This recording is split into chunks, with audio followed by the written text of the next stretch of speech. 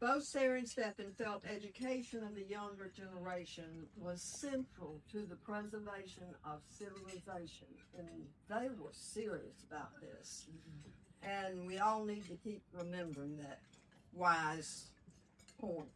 A centerpiece of the Founders' Day celebration is the recognition of the importance of art education through the presentation of the Charlie Bonner Award for Advancing Art Education, a long title, we just call it the Bonner Award usually, which is named in memory of a former STMA board member after he passed away in 2020. Charlie was an avid supporter of our arts outreach programs and loved everything connected with German art and culture. Each year, an outstanding Georgia art educator is chosen to receive this award for their contributions to the field of art education. Georgia State University Regents Professor Emeritus George Beasley has been chosen by the STMA staff and board of directors to be the recipient of the 2026 STMA Charlie Bonner Award. After completing his MFA at Cranbrook Academy in 1970, George Beasley moved to Atlanta to take a position at Georgia State University's School of Art and Design. Soon afterwards, he heard about an artist who had a huge studio and foundry near Stone Mountain. George first met Steffen Thomas when he began taking his students to see his expansive, well-equipped studio.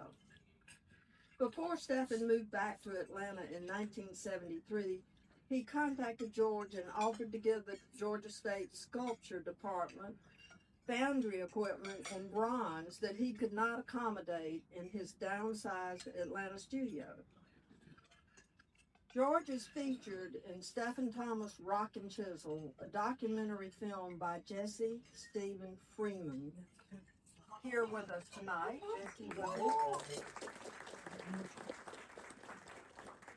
where he describes how he took his students to see the Stone Mountain studio to show them how it was possible to make a living as an independent working artist. George is not with us in person, but is joining us via Zoom from his summer residence in Scotland. Welcome to the party, George. Hi, George.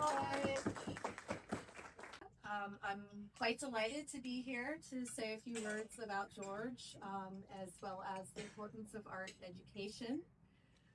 George was hired at Georgia State in 1970. He rolled in on his motorcycle the same year that the Arts and Humanities building opened on campus, and that's where we still have our main facilities in the School of Art and Design. He rolled in and he never stopped moving. Over the next 40 years, until his retirement in 2010, George built Georgia State's sculptural program into a nationally recognized Center for Cast Iron Sculpture.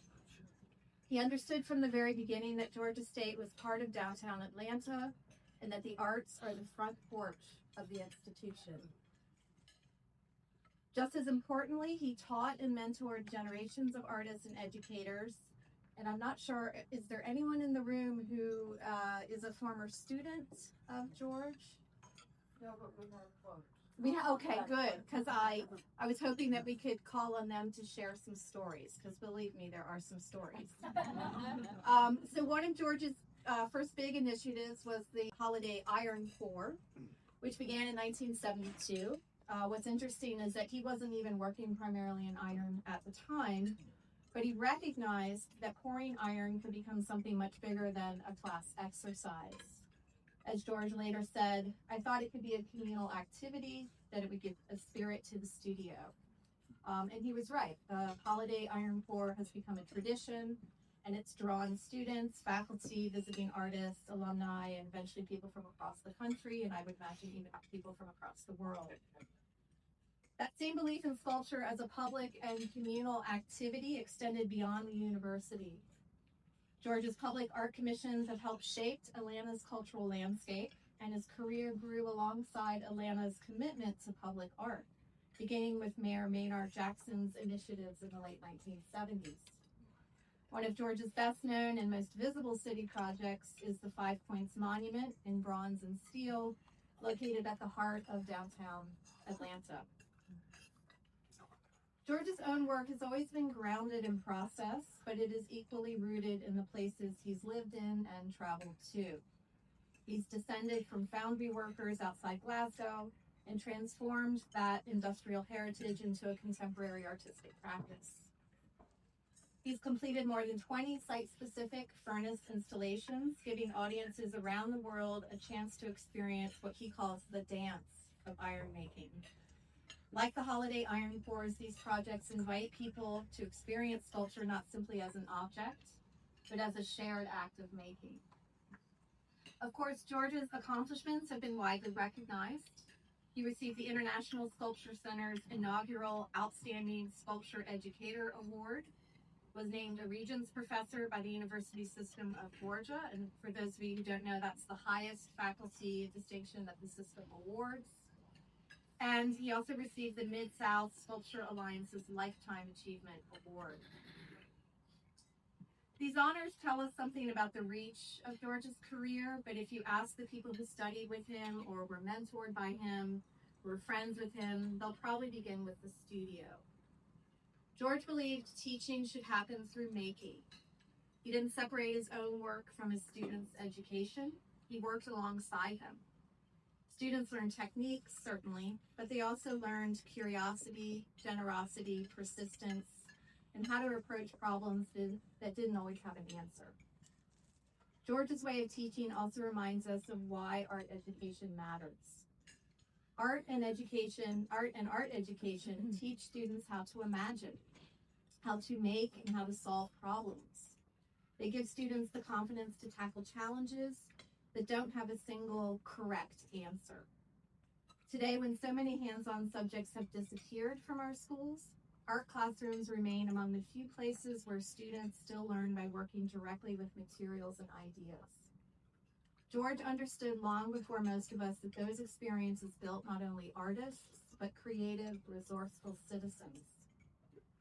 So I'd like to end my tribute with a personal memory anecdote.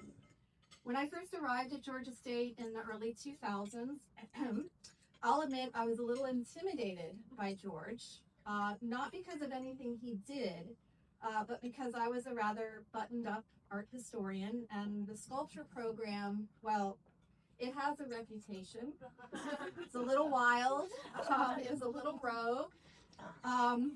And there are, again, some great stories there. But of course, once I got to know George, I realized how completely wrong my first impression was. I discovered someone who is endlessly generous, curious, and genuinely interested in people. George has this remarkable ability to make everyone feel welcome and part of the conversation, from first-year students to visiting artists to university administrators. Now, as director of the Welch School of Art and Design, I wish I could duplicate George many times over.